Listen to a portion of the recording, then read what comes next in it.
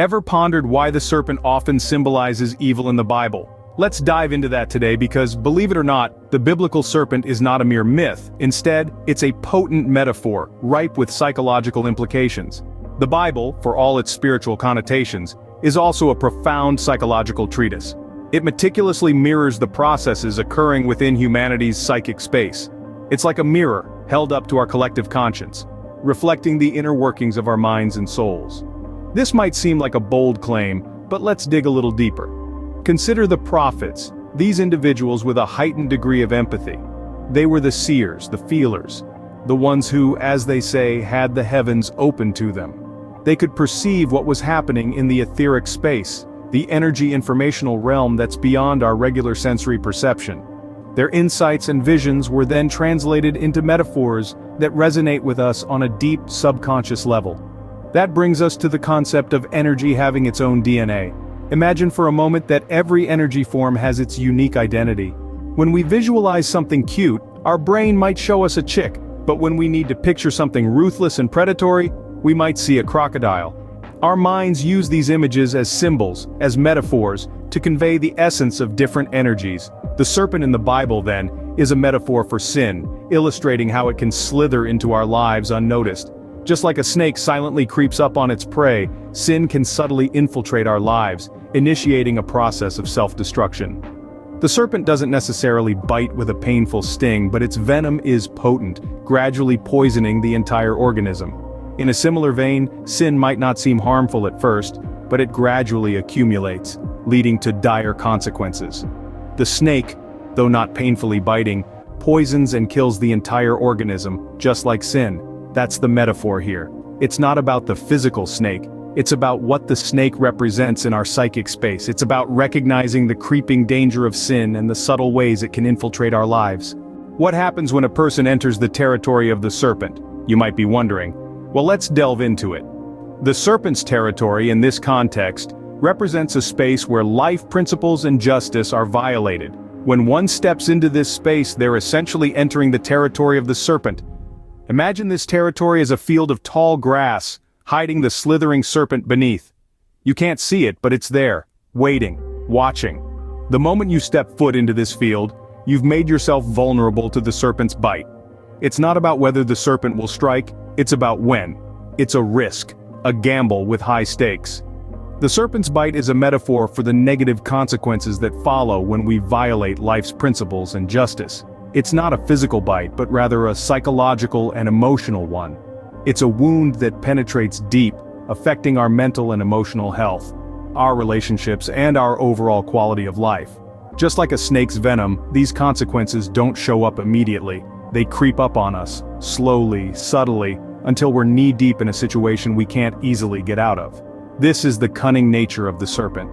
It doesn't attack head-on, it waits, it watches, and strikes when we least expect it. But here's the thing. Just like the territory of a real serpent, this metaphorical serpent's territory isn't a place we wander into unknowingly. We enter it consciously, knowingly, when we choose to violate life's principles and justice. It's a conscious decision, a path we choose to walk, knowing the risks that lie ahead. So the next time you find yourself on the precipice of the serpent's territory, remember the serpent that lies in wait. Remember the risk of the bite, the consequences that follow. And ask yourself, is it worth it?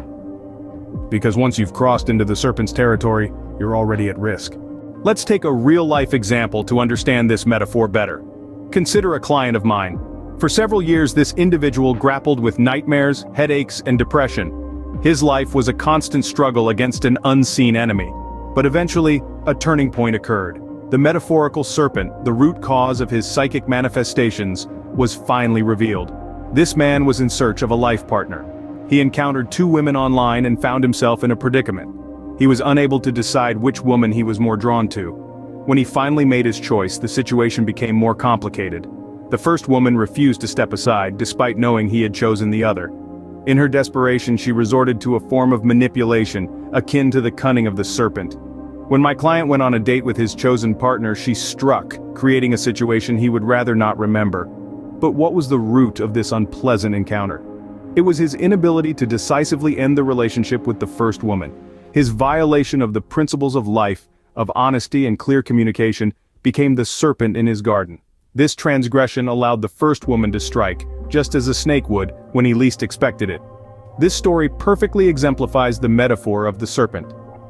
The man's violation of life principles created an opportunity for manipulation and deceit to sneak in, just like a serpent. His indecision and lack of clarity were the tall grass in which the serpent hid, waiting to strike. But remember, it's not all doom and gloom. Our inner spirit, resilient as it is, seeks balance, order, and resolution. It yearns to put things in their rightful place. However, the journey to this equilibrium isn't always a pleasant one. It may involve facing our own metaphorical serpents, acknowledging our transgressions and learning from our mistakes. Our inner spirit seeks balance and resolution, but the path to achieving this isn't always pleasant. So, how does the serpent metaphor connect to our archetypes? Let's dive into the fascinating world of archetypes, where the serpent slithers its way into our collective unconscious. This creature, often portrayed as cunning and elusive, is woven into the fabric of our shared myths and legends. The serpent, a symbol of magic, manipulation, and temptation, is an archetype that resonates across cultures. Magic, in this context, isn't about pulling rabbits out of hats or making things disappear. It's about the ability to influence situations, events, or people in ways that are not immediately understandable. The serpent, in its cunning, represents this aspect of magic. It's the subtle, underhanded manipulation that changes the course of events, often without the affected even realizing it. But here's the interesting thing about this form of magic: it's not unilateral. It requires a certain level of complicity from the person being manipulated. This is where the concept of temptation comes into play. Temptation isn't just about succumbing to the allure of the forbidden, it's about willingly stepping into the serpent's territory. It's about letting down your guard and allowing yourself to be drawn into a manipulative relationship. This is where our understanding of the serpent archetype becomes crucial. If we can recognize the situations where we are being tempted, where we are being drawn into the snake's lair, we are better equipped to resist. We can choose not to step into the serpent's territory, to not violate the conventions of life. This is why understanding our archetypes, the common threads that bind our collective unconscious, is so important. They give us a framework to understand our behaviors, our tendencies, and our vulnerabilities. They allow us to navigate our psychic space with greater awareness and intention. The serpent, with its associations of magic, manipulation, and temptation, serves as a reminder of our own potential for self-deception and self-destruction. But it also serves as a beacon, illuminating the path to self-awareness and self-preservation. As long as a person resists violating life's convention, the magic of temptation won't succeed. What's the purpose of our stay on planet Earth, you may ask? Well, according to many philosophical and religious teachings, one of the main purposes of our existence is to gain experience in resisting evil and recognizing its rudiments.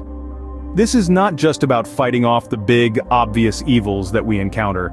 It's about spotting the tiny seeds of malevolence before they have a chance to grow and cause harm. Just as a gardener must know how to recognize the early signs of disease in their plants, we too must learn to identify the early signs of evil in our lives. This requires a keen eye, a discerning mind, and a willingness to face uncomfortable truths about ourselves and the world around us.